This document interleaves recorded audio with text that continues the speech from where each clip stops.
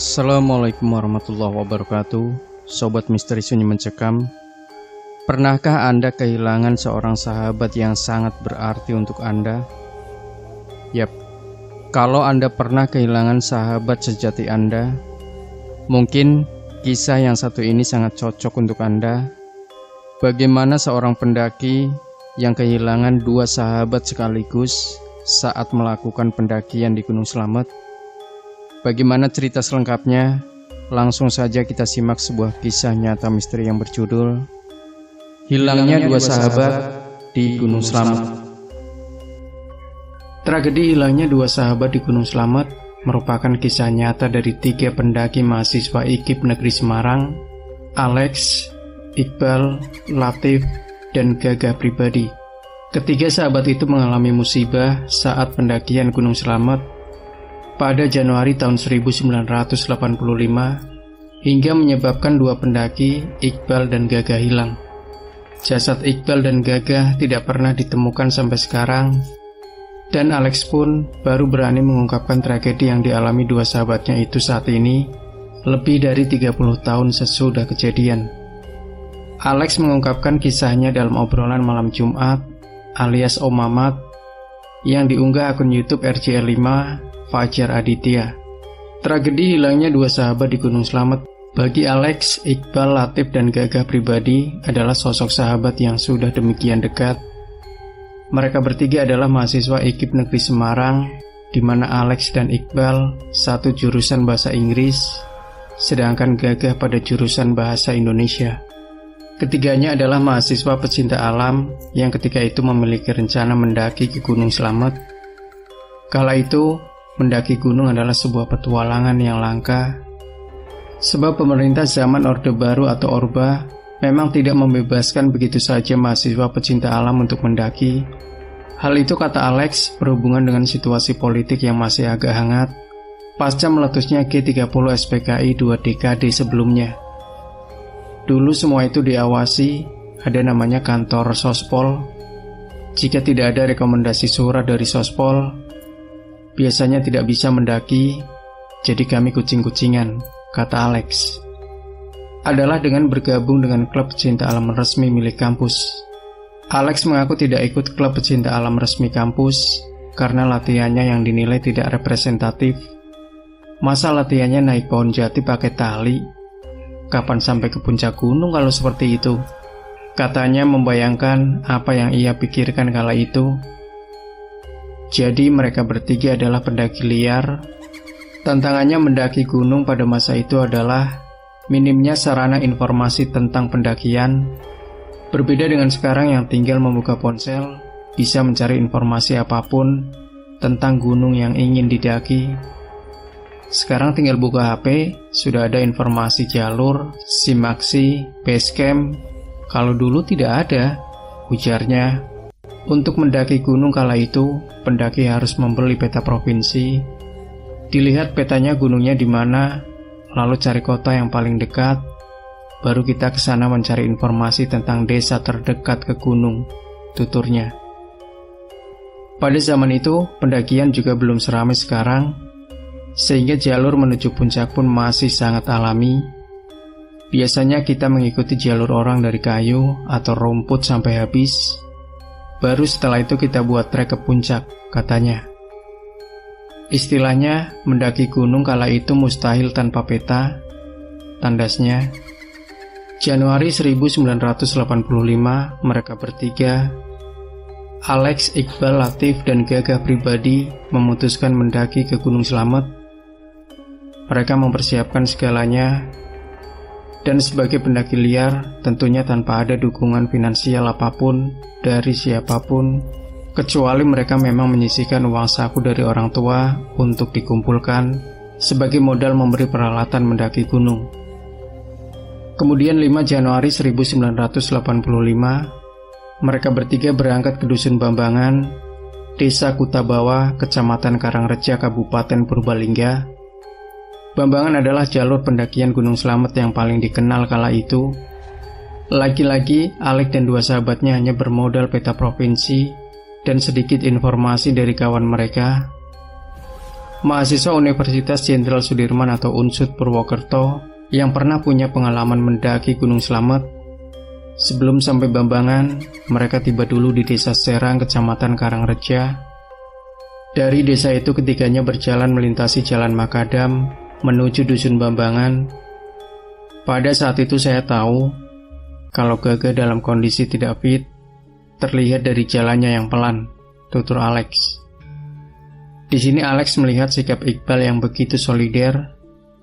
Ia terus mendampingi Gaga berjalan menuju Bambangan. Sementara Alex berjalan di depan sembari menyemangati keduanya. Mereka terus berjalan hingga sampai di pos Bambangan.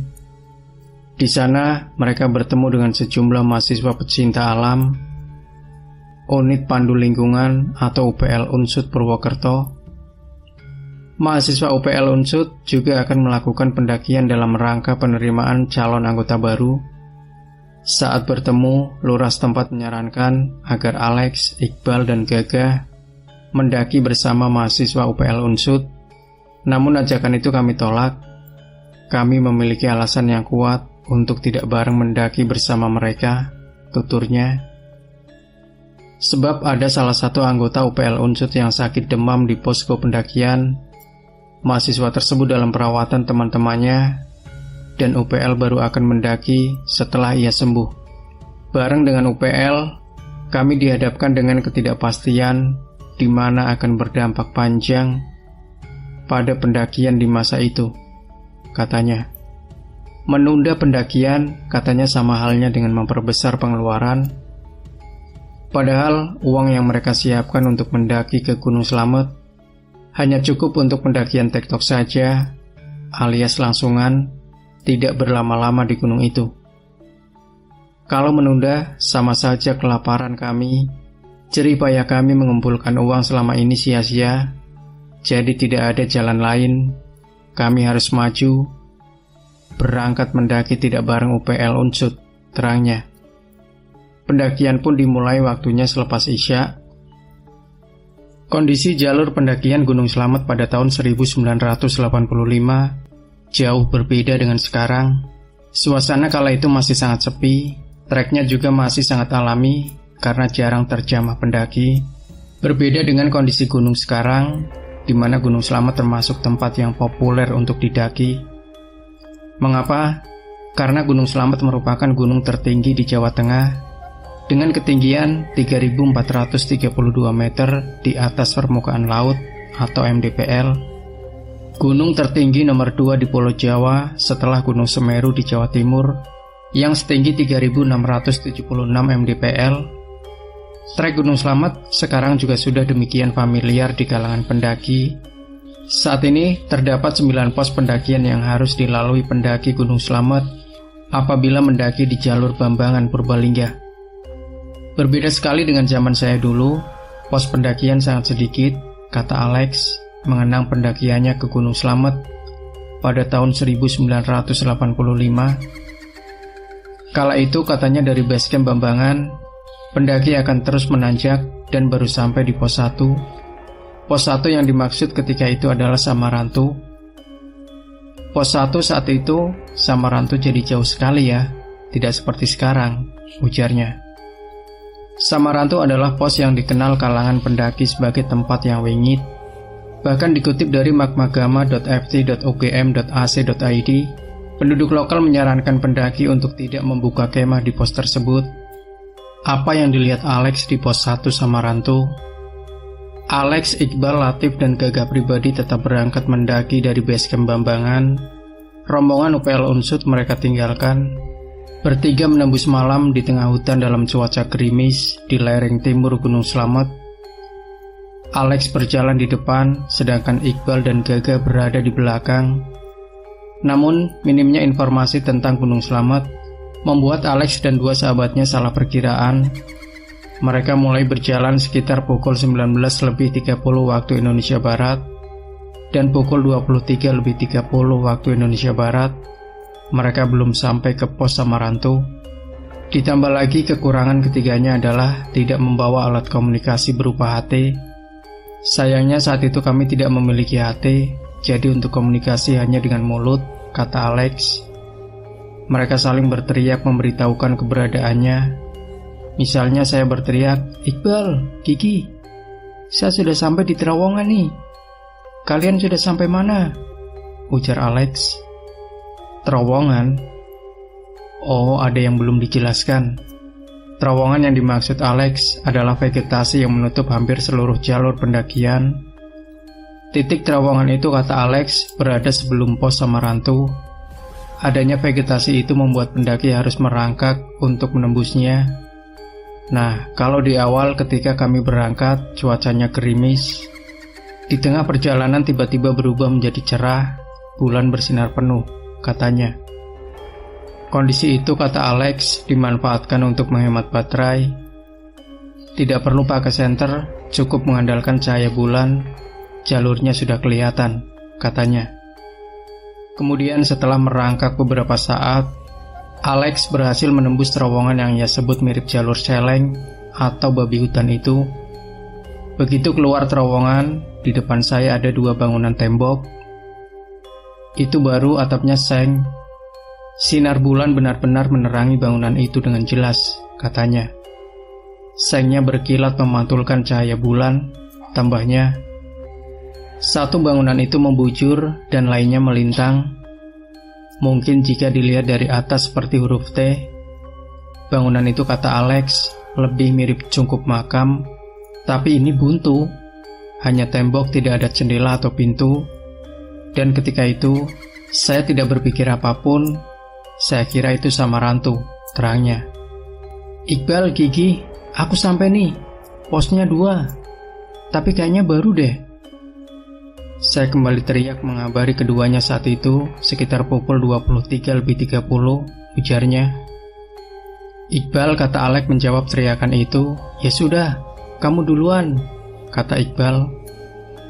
Namun disitulah keanehan dialami Alex, bahkan ia merasa ditelanjangi di sana. Hal itu terjadi ketika Alex mengetes senter untuk menyinari bangunan itu. Begitu saya nyalakan, bangunan itu hilang, lenyap, tidak berbekas. Saya bengong, tidak percaya, ucapnya. Sampai keduanya menyusul, mereka juga bingung, katanya ada pos. Kok nyatanya tidak ada? Saya merasa terpukul, tambahnya. Alex adalah pawang ular. Ia juga terbiasa dengan hal-hal gaib. Namun dengan fenomena yang ia hadapi dalam pendakian Gunung Slamet, ia merasa gentar. Ibaratnya mereka mau katakan, lo bisa jadi pawang ular, lo berkali-kali lihat hantu, tapi di sini lo tidak ada apa-apanya. Saya merasa gentar di pendakian gunung ke-13 itu, paparnya. Alex pun berdebat dengan Iqbal dan Kiki, keduanya menganggapnya itu halusinasi saja. Mereka pun memutuskan beristirahat sejenak di lokasi bangunan gaib yang lenyap begitu saja itu. Istirahat diselingi perdebatan sengit. Soal cungkup gaib itu terjadi antara Alex, Iqbal, dan Gagah. Keduanya menganggap Alex berhalusinasi, sedangkan Alex tidak terima karena ia merasa yang paling sehat. Seharusnya kalian yang badannya tidak fit, kok malah saya yang berhalusinasi, kata Alex. Di tengah waktu istirahat, akhirnya rombongan dari UPL Unsut menyusul, jumlahnya ada 7 orang. Iqbal dan Gagah yang masih penasaran, lantas mencoba bertanya kepada mereka. Mas, Samarantunya masih jauh, kata Alex menirukan Iqbal. Mahasiswa UPL Unsut itu menjawab jika tempat mereka istirahat sudah masuk wilayah Samarantu. Tapi untuk pos 1 Samarantu masih harus jalan lagi, tapi tidak begitu jauh. Tinggal jalan sebentar lagi, nanti kami tunggu di pos, ucap Alex menirukan mahasiswa Unsut. Ketiganya masih istirahat hingga Alex memutuskan mereka melanjutkan perjalanan menuju pos Samarantu sekitar pukul 2 waktu Indonesia Barat. Tapi baru berapa langkah, ketiganya kembali bertemu dengan rombongan mahasiswa UPL Unsut. Ternyata ada satu perempuan anggota UPL Unsut yang mengalami kram perut. Perempuan itu adalah mahasiswa yang sakit di base camp rombongan, ucap Alex. Mahasiswa UPL Unsut menunda pendakian sembari menangani gadis yang sakit itu. Sebab apabila tidak ditangani dengan benar kram perut, kata Alex, bisa memicu terjadinya hipotermia yang dapat membahayakan nyawa pendaki. Mereka pun mempersilahkan rombongan Alex untuk melanjutkan perjalanan menuju Samarantu dan Pelawangan. Pelawangan adalah pos terakhir pendakian dan merupakan batas vegetasi di bawah puncak. Mereka bilang kalau anak itu sembuh akan melanjutkan perjalanan dan bertemu di puncak. Tapi kalau tidak, mahasiswa UPL akan turun, tutur Alex. Alex, Iqbal, dan Gagah pun sampai di Pelawangan sekitar pukul 6 waktu Indonesia Barat. Mereka kemudian istirahat dan menjalankan sholat subuh dan bersiap melanjutkan perjalanan ke puncak. Saat di Pelawangan itu, Alex bercerita ada sebuah momen yang tidak bisa ia lupakan. Momen itu begitu membekas dalam benak Alex. Apa itu? Pagi itu, setelah sholat subuh, Alex mendapati sebuah momen yang benar-benar membekas dalam benaknya. Sebuah momen yang benar-benar membuat perih ketika Alex mengingatnya. Ini tentang persaingan, tapi juga kebesaran hati seorang sahabat Iqbal. Alex bercerita jika ia dan Iqbal, Latif, terlibat dalam cinta segitiga, memperebutkan hati seorang gadis. Gadis itu asal Purworejo, teman sekelas, juga satu jurusan di pendidikan bahasa Inggris IKIP Negeri Semarang. Suatu ketika, Alex menyatakan cintanya kepada gadis itu dan mendapat jawaban jika ia diterima menjadi pacarnya. Namun, ketika itu adalah masanya liburan, sehingga Alex dan Iqbal jarang bertemu. Tidak berselang lama, Iqbal pun menyatakan cintanya kepada gadis itu. Nah, keputusannya menurut saya salah. Gadis itu seperti tidak tegas. Dia justru menangis mendengar Iqbal menyatakan cinta, tutur Alex.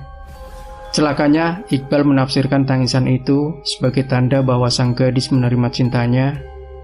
Iqbal tidak tahu kalau Alex sudah lebih dulu menyatakan cinta dan diterima gadis itu. Dan sang gadis pun tidak bercerita tentang Alex, malah justru menangis, sehingga ditafsirkan beda oleh Iqbal. Alex tahu karena ketika mereka bertemu, Iqbal mengaku jika dirinya sudah tidak jomblo lagi. Pelawangan, bawah puncak Gunung Slamet, jalur Bambangan. Selepas subuh matahari mulai merayap tinggi, Iqbal pamit hendak memetik bunga edelweiss. Kisah cinta segitiga antara mereka menjadikan Alex paham benar untuk siapa bunga itu akan Iqbal berikan. Kamu tahu tidak, setiap saya jatuh cinta dengan seseorang, pasti kamu mendahului termasuk yang sekarang ini, kata Iqbal ketika itu. Kalimat itu menimbulkan rasa bersalah dalam diri Alex, sampai ia menanyakan apa yang diharapkan Iqbal. Apa saya tidak jadi saja dengan dia, kata Alex. Tapi jawaban Iqbal justru berbeda. Sama sekali tidak Alex sangka. Oh tidak, saya ingin kamu sungguh-sungguh dengan wanita ini, jawab Iqbal. Saya ke Gunung Slamet ini memetik bunga edelweiss pertama dan terakhir untuk diserahkan pada gadis itu. Iqbal juga mengajak Alex untuk datang ke rumah gadis itu di Purworejo, menyerahkan bunganya sekaligus meminta maaf. Mendengar itu perasaan saya semakin tidak karu-karuan, ujar Alex. Bunga edelweiss terakhir yang tidak bisa Iqbal berikan kepada gadis pujaannya. Perjalanan Alex, Iqbal, dan Gagah menuju puncak Gunung Slamet dimulai. Dalam kenangan Alex, puncak Slamet di jalur Bambangan ketika itu pun terlihat jelas jika jarang pendaki menaikinya. Namun, di jalur menuju puncak yang didominasi dengan batuan besar sudah diberi penanda. Tanda itu berupa lingkaran berwarna putih yang digambar pada bebatuan. Itu adalah tanda yang harus diikuti pendaki untuk sampai puncak. Asumsi saya, dibuat oleh mahasiswa UPL Unsud, ungkap Alex. Ketiganya mengikuti tanda dan berhasil mencapai puncak sekitar pukul 7 waktu Indonesia Barat. Adapun kondisi di puncak, kata Alex, dinginnya minta ampun.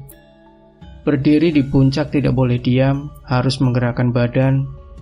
Kalau tidak, dingin akan merayap dari kaki ke atas, dan kaki rasanya seperti kram, ucap Alex. Bahkan untuk makan pun kesulitan, karena mulut susah membuka dan mengatup. Kalau makan, mulut dibuka dengan bantuan tangan. makanya dimasukkan dan dikatupkan lagi oleh dua tangan, terus seperti itu. Susah memang, tapi dalam pikiran ketiganya, mereka harus makan untuk menjaga keadaan tetap hangat. Apalagi sebelum berangkat, mereka diberitahu Lurah Bambangan jika ada mahasiswa UPL Unsud bernama Hartoyo yang tewas terkena hipotermia di puncak. Hartoyo ini pendaki tunggal yang naik ke Slamet seminggu sebelum kami mendaki, tuturnya. Jadi adanya informasi itu membuat Alex dan dua sahabatnya berpikir mereka harus secepatnya mengeksplorasi puncak, kemudian kembali ke Pelawangan. Tapi ekspektasi mereka seketika berubah ketika kabut yang sangat tebal tiba-tiba turun menyelimuti puncak Slamet. Seumur hidup itu adalah kabut paling tebal yang pernah saya lihat, ucapnya. Alex mencoba menyalakan senter besar dengan baterai 6 atau 8, tapi sinarnya seperti menabrak tembok berwarna putih. Sorot senter kelihatan ada lingkaran sinarnya, tapi tidak tembus. Jarak pandang kala itu, kata ujar Alex, hanya sekitar 2 meter saja. Itulah awal sebuah petaka. Kabut yang sangat tebal itu menggentarkan mereka. Sebuah dilema antara nekat turun atau menunggu di puncak sampai kabut menghilang. Ketiganya memutuskan menunggu sampai seluruh stok parafin padat yang mereka bawa habis dibakar untuk menghangatkan tubuh. Tapi kabut pekat itu tidak kunjung menghilang. Setelah parafin padat habis, mau tidak mau kami harus turun, kata Alex. Mereka perlahan menyusuri batuan lepas berupa karang tajam berwarna coklat kehitaman yang jika tidak hati-hati berpijak akan longsor membawa tubuh mereka semakin terperosok ke pekatnya kabut. Terseok mereka melangkah dan nestapa pun terjadi ketika Iqbal salah memijak batu karena pandangannya yang terbatas akibat kabut. Iqbal terperosok, tangannya mencoba menahan tubuh, dan yang terjadi Iqbal pakai sarung tangan tapi tetap tembus oleh tajamnya karang dan telapak tangannya luka memanjang seperti kena pisau tapi putih. Tidak ada darah mengalir, terang Alex. Setelah merawat Iqbal, mereka melanjutkan perjalanan turun hingga batas vegetasi, tapi ketiganya tersesat, tidak sampai di Pelawangan, pos terakhir mereka sebelum naik ke puncak. Perasaan saya, kami berjalan terlalu ke kanan, sedangkan Iqbal bilang terlalu kiri, sehingga kami berdebat, ujar Alex. Lalu, di batas vegetasi itu, di ketinggian kurang lebih 3000 meter di atas permukaan laut, Alex mengambil keputusan. Iqbal dan Gagah masing-masing jalan ke kanan dan ke kiri selama 15 menit, mencari Pelawangan, lalu kembali lagi ke posisi saya. Tapi setelah masing-masing berjalan 15 menit, mereka tidak menemukan Pelawangan. Mereka hanya mendapati di sisi kanan ada jurang, begitu juga sebelah kiri. Pelawangan entah berada di sisi mana, mereka tampaknya sudah tersesat demikian jauhnya. Mereka pun berembuk dan kembali membuat keputusan yang akhirnya mengubah nasib mereka. Bagaimanapun, kami harus turun, maka keputusannya, oke. Kita terabas hutan, tegas Alex. Ketiganya memutuskan untuk menerabas hutan di bawah puncak Gunung Slamet. Tanpa bekal yang cukup dan peralatan memadai, bertahan di puncak pun adalah langkah yang sia-sia. Tidak ada peralatan survival, tidak ada pisau, tali dan korek api, juga yang korek batang, kata Alex, mengenang masa lalunya. Niatnya mau tektokan saja. Jadi yang ada di tas hanya pakaian, kamera, dan bekal logistik saja, tambahnya. Mereka memang tidak membawa perlengkapan yang cukup, karena memang niatnya tidak berlama-lama di Gunung Slamet. Tapi takdir mengatakan lain, mereka tersesat. Artinya harus bertahan hidup dengan segala keterbatasan yang dimiliki. Sebelum nekat menerobos hutan, Alex mengabsen logistik yang masih tersisa. Hanya ada beberapa butir kentang rebus dan air. Bekal kami dari bawah memang kentang rebus, ujarnya. Bekal Gagah ternyata sudah habis. Maklum, sejak perjalanan naik, kondisinya kurang fit, sehingga membutuhkan banyak asupan. Iqbal, sahabat yang solider, memberikan setengah kentang rebusnya untuk Gagah, sehingga bekalnya tinggal separuh. Sementara bekal Alex sebagian sudah dimakan sepanjang pendakian. Namun, akhirnya karena kondisi Gagah yang tidak baik-baik saja, Alex memutuskan seluruh bekalnya diberikan kepadanya tanpa kentang rebus. Tidak masalah bagi Alex, karena ia pernah belajar ilmu survival. Alex bertekad akan beradaptasi dengan alam dan memakan apapun yang ditemukan yang dapat dimakan. Iqbal pun demikian. Ia yang aktif di kegiatan pramuka di kampus juga tidak asing dengan ilmu survival. Hanya Gagah yang memang tidak bisa.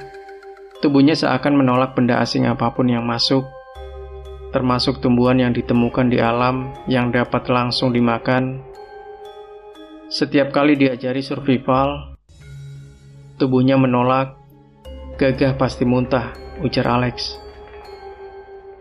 Maka sebagian bekal Iqbal dan seluruh bekal Alex diberikan kepada Gagah demi dia bisa bertahan hidup menghadapi kerasnya alam di ketinggian lebih dari 3000 meter di atas permukaan laut. Sudahlah, kentang rebus terakhir itu untuk Iqbal. Saya akan beradaptasi dengan yang ada di hutan, tegas Alex. Hari pertama tersesat, Alex, Iqbal, dan Gagah berusaha menerabas hutan di ketinggian sekitar 3000 meter di atas permukaan laut. Dugaan Alex, mereka di ketinggian itu berdasarkan vegetasinya, yakni tanaman cantigi gunung dan rumput. Mereka hanya bertiga, tidak ada yang lain. Mereka berasumsi, jika pendaki dari UPL Unsud batal naik sampai ke Pelawangan, memilih kembali ke base camp Bambangan. Dasar asumsi kami, mereka mengatakan jika temannya sehat akan naik, dan jika tidak akan turun. Kesimpulan kami, mahasiswa UPL Unsud memutuskan untuk pulang, kata Alex. Mereka melanjutkan perjalanannya menerobos belantara cantigi dan rerumputan. Medannya pun tak kalah berat jika disandingkan dengan batuan lepas di puncak. Terdapat ceruk-ceruk dalam yang tertutup rumput. Ada semacam lubang seperti sumur, tapi tertutup rumput, ucapnya. Alex yang berjalan di depan dan tidak paham medan terperosok ke salah satu lubang. Iqbal yang berjalan mengikuti berteriak memanggil nama Alex. Tapi tidak hanya berteriak, Iqbal tanpa pikir panjang melompat menyusul Alex masuk ke dalam lubang. Di dalam lubang, Alex terduduk sambil meraba beberapa bagian tubuhnya yang mungkin luka, kaget mendengar teriakan Iqbal. Alex lebih kaget lagi ketika tiba-tiba benda keras yang ternyata kepala kerbau membentur kepalanya. Kepalanya terantuk bagian belakang kepala saya, ucapnya. Iqbal, pemuda dengan kacamata minus yang cukup tebal, bagian wajahnya membentur kepala Alex. Kacamatanya hancur. Tidak hancur saja, beberapa serpihan kaca menancap di mata Iqbal. Saya yang harus mencabut pecahan kaca itu, ujarnya. Alex pun merasa geram. Bagaimana mungkin mahasiswa dengan pengetahuan survival yang cukup semacam Iqbal bisa bertindak gegabah seperti itu? Melompat dari atas tebing tanpa memperhatikan keselamatan diri. Setelah saya cabut, saya cari beberapa tanaman yang bisa dikunyah dan ditutupkan pada lukanya, tutur Alex. Menghela nafas dalam. Gagah di atas ceruk membuat tali darurat dari akar pohon yang ditemukan di sekitarnya, lalu menolong Iqbal dan Alex. Setelah keluar lubang, ketiganya melanjutkan perjalanan. Kali ini mereka lebih berhati-hati. Menjelang petang, masih di belantara cantigi gunung, mereka membuat bivouac. Malam pertama tersesat dengan bekal yang semakin menipis. Mereka bermalam di belantara bawah puncak Slamet, lebih dari 3000 meter dari permukaan laut. Tanpa peralatan dan logistik yang memadai, Alex, Iqbal, dan Gagah menerobos belantara di bawah puncak Gunung Slamet, mereka sangat tertekan, bukan hanya karena Iqbal yang terluka dan Gaga yang sakit, tapi karena hutan yang begitu rapat, tidak bisa ditembus manusia tanpa peralatan. Kami tidak bawa golok, tali, dan korek api juga ala kadarnya, ungkap Alex. Untuk menembus kerapatan hutan, mereka melata di bawah rimbunan seperti ular menuruni bukit, tapi ternyata mereka hanya kembali ke titik asal penerabasan. Mengapa Alex tahu?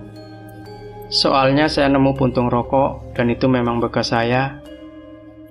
Seharian kami begitu, berputar-putar terus, tuturnya. Alex sempat berpikir, apakah akar mimang penyebab mereka hanya berputar-putar di situ? Akar mimang yaitu akar gaib yang dipercaya akan membuat orang yang menginjaknya akan disesatkan atau hanya berputar-putar di lokasi itu. Apa karena akar mimang? Tapi kok sepertinya saya merasa tidak menginjak apa-apa, terangnya. Akan tetapi, Alex juga memikirkan kemungkinan lain bahwa penyebab mereka berputar-putar di lokasi itu karena mereka salah orientasi. Ada kemungkinan jika dalam bayangan mereka sedang merayap menuruni bukit, padahal sebenarnya datar atau bahkan menanjak. Lantas, jika ada pertanyaan, mengapa tidak kembali ke puncak? Alex punya jawabannya. Menunggu kabut hilang, yang jelas tidak mungkin dengan sisa logistik dan kondisi fisik kami yang sudah buruk. Harus kembali ke puncak dengan suhu sedingin itu, tegasnya.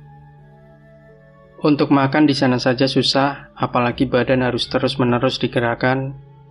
Jadi tidak ada jalan lain, kami harus turun, tambahnya.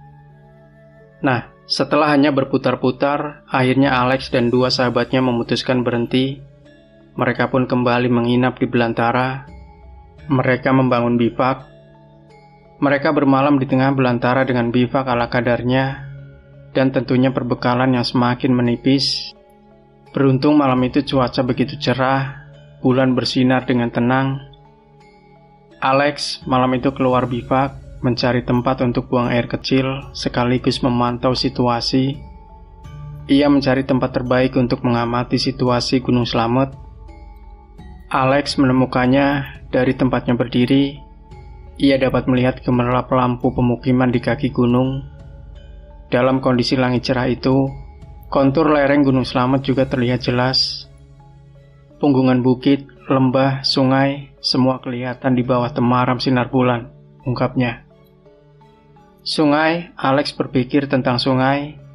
Tidak mungkin namanya air, itu akan mengalir ke atas. Pasti turun ke bawah menuju peradaban. Malam itu saya berpikir bahwa besok kita melanjutkan perjalanan dengan susur sungai, ucapnya. Sebenarnya ini sebuah keputusan yang salah, dan jika terseret di gunung, jangan pernah susur sungai, ungkapnya. Alex menjelaskan sungai di gunung sangat berbeda dengan di lembah. Sungai di gunung itu mengalir miring sebentar, lalu air terjun atau jurang, dengan bebatuan di sana, tuturnya. Meskipun aliran air di sungai gunung tidak selalu deras, namun batuannya sangat licin. Kondisi lembab dan dinginnya suhu di gunung menyebabkan lumut tumbuh subur menyelimuti batu. Hal yang tidak saya pikirkan, ucapnya. Ketika berembuk dengan Iqbal dan Gaga soal rencana susur sungai, mereka setuju. Sehingga kami melakukan pada pagi harinya, terangnya. Tersesat hari kelima di Gunung Slamet, ketiganya mulai berjalan menuruni lembah menuju sungai. Alex berjalan di depan, belakangnya ada Iqbal dan Gaga paling belakang. Mereka harus melewati medan sangat ekstrim, yang seharusnya memang bukan jalurnya manusia. Karena situasi mengharuskan kami melompat untuk turun ke lembah. Mengapa? Karena dengan melompat, kita bisa mengarahkan tubuh ke pepohonan atau semak yang bisa menahan gravitasi, terangnya. Padahal kata Alex, mereka belum sampai ke hutan Gunung Slamet yang paling lebat. Kami masih di hutan yang sebenarnya belum begitu rapat. Karena kalau sudah sampai di hutan tropis khas Gunung Slamet, akan lebih sulit lagi ditembus tanpa peralatan, ujarnya. Sampai akhirnya mereka berhasil menjangkau lembah sebuah sungai yang belakangan diketahui Alex bernama Sungai Lemberang. Mereka mulai menyusuri dan batuannya dengan jelas terlihat berwarna hijau, tanda penuh lumut dan tentunya licin. Air Sungai Lemberang mengalir kecil di tengah blok batuan yang memanjang itu, dan tidak jauh dari mereka berdiri ada air terjun dan pastinya jurang. Alex meminta dua sahabatnya untuk berhenti mengamati lingkungan, mencari jalan agar tidak sampai terpeleset dan masuk jurang. Tapi Iqbal, ia tiba-tiba mempertanyakan seperti apa licinnya batuan dan ia ingin mencoba, tutur Alex. Iqbal melangkah ke sebelah Alex dan tiba-tiba kakinya yang menginjak bagian batu licin itu terpeleset. Iqbal jatuh ke atas batu dan kata Alex, badannya meliuk-liuk mengikuti alur batu lalu jatuh ke dalam jurang tanpa suara apapun. Mereka berdua teriak sekencang-kencangnya memanggil nama Iqbal. Tidak ada sautan. Iqbal sepertinya langsung pingsan begitu terpeleset dan badannya terjerembab ke batuan licin itu. Entah bagaimana nasib Iqbal saat itu. Yang ada dalam pikiran Alex dan Gagah adalah secepatnya menuruni jurang mencari Iqbal dan berharap sahabat mereka itu masih selamat. Iqbal terpeleset dan jatuh ke dalam jurang sunyi tanpa suara. Hanya Alex dan Gagah yang berteriak memanggil namanya, tapi tetap tanpa sautan. Keduanya bergegas mencari jalur untuk bisa menuruni jurang Sungai Lemberang. Keduanya mencoba menuruni tebing terjal hingga akhirnya berhasil sampai ke dasar jurang. Mereka mencari tubuh Iqbal, ketemu dalam kondisi pingsan. Alex dan Gagah mencoba membangunkan Iqbal, menggerakkan tubuhnya, mengusapkan air di wajahnya, dan akhirnya terbangun. Iqbal meringis menahan sakit, dan ketika ditanya apa yang sakit, dia mengatakan, semua bagian tubuhnya tidak bisa digerakkan. Kesimpulan saya, Iqbal mengalami patah tulang punggung setelah jatuh dari jurang yang cukup tinggi, tuturnya. Alex meyakini kondisi Iqbal sudah tidak lagi memungkinkan untuk turun ke kaki gunung mencari pertolongan. Melihat kondisi Iqbal, ini hanya soal waktu saja, kata Alex. Mereka tidak mungkin melanjutkan perjalanan turun bersama-sama lagi, dan harus ada satu mencari bantuan, lainnya bertahan merawat Iqbal. Apalagi kata Alex, sejak Iqbal kecelakaan terperosok lubang, mereka bertiga diikuti seekor anjing hutan. Kami diikuti anjing hutan pada jarak tertentu. Entah itu karena darah Iqbal atau apa, katanya. Tapi anjing itu tidak selalu kelihatan, dan kata Alex, anjing hutan atau serigala pasti akan menyerang target yang lemah. Maka keduanya berpikir Iqbal dalam kondisinya sekarang adalah sasaran bagi anjing hutan seukuran kambing itu. Maka Iqbal tidak mungkin ditinggal sendirian. Terjadilah perdebatan antara Alex dan Iqbal. Siapa yang akan turun mencari bantuan dan bertahan merawat Iqbal? Setelah Iqbal aktif terjatuh ke jurang dan tidak bisa melanjutkan perjalanan, artinya ada yang harus tinggal dan lainnya turun mencari bantuan. Alex dan Gagah berdebat siapa yang harus menunggu dan siapa yang turun mencari bantuan. Perdebatan terjadi karena Gagah memiliki pemikiran yang aneh. Gagah punya pemikiran jika selamat ia selamat bertiga, jika mati ia mati bersama, ungkap Alex. Gagah punya pemikiran tersebut diperkirakan setelah mendengar kata-kata Alex jauh hari sebelum pendakian ke Gunung Slamet. Dulu saya pernah bilang, mendaki gunung itu seperti orang tanda tangan kontrak mati, tuturnya. Pernyataan itu yang sekarang dibalik dan disampaikan Gagah kepada Alex. Saat itu Gagah bilang, kalau kamu selalu berkata, naik gunung itu teken kontrak mati, mengapa kamu takut? Kata Alex menirukan Gagah. Dalam situasi yang dihadapi kala itu, menyerah begitu saja, sama hanya mati konyol karena Alex dan Gaga masih memiliki tenaga untuk berusaha bertahan hidup serta mencari bantuan. Tidak masuk di akal saya, kalau tidak ada sebab apapun, bagi saya itu bunuh diri, kecuali kondisinya sudah tidak bisa apa-apa, ungkapnya. Selama manusia bisa berusaha, dia harus berusaha, tegasnya.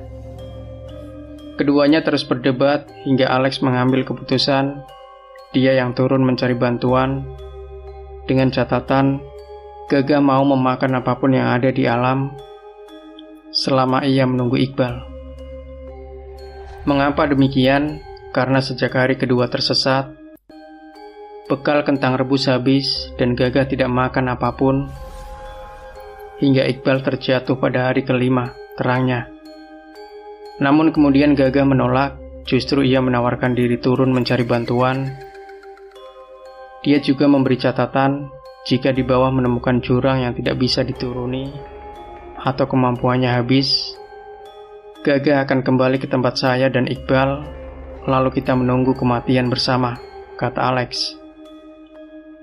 Alex pun mengiyakan. Ia tahu bahwa menunggu juga pilihan sulit, karena selain merawat Iqbal, juga harus melindungi diri anjing hutan yang sewaktu-waktu bisa menyerang. Sebelum Gagah pergi, tubuh Iqbal dipindah ke tepi sungai, dan kami membuat bivak, ucapnya. Alex menunggu Iqbal yang kondisinya semakin memburuk. Ia menunggu selama 4 hari, dan bantuan tidak kunjung datang. Iqbal Latif pun meninggal dunia. Demikian Sobat Misteri Sunyi Mencekam. Jangan lupa tinggalkan komentar Anda, like, share video ini, subscribe channel Sunyi Mencekam, dan kembali nantikan cerita-cerita misteri terbaru dari kami. Wassalamualaikum warahmatullahi wabarakatuh.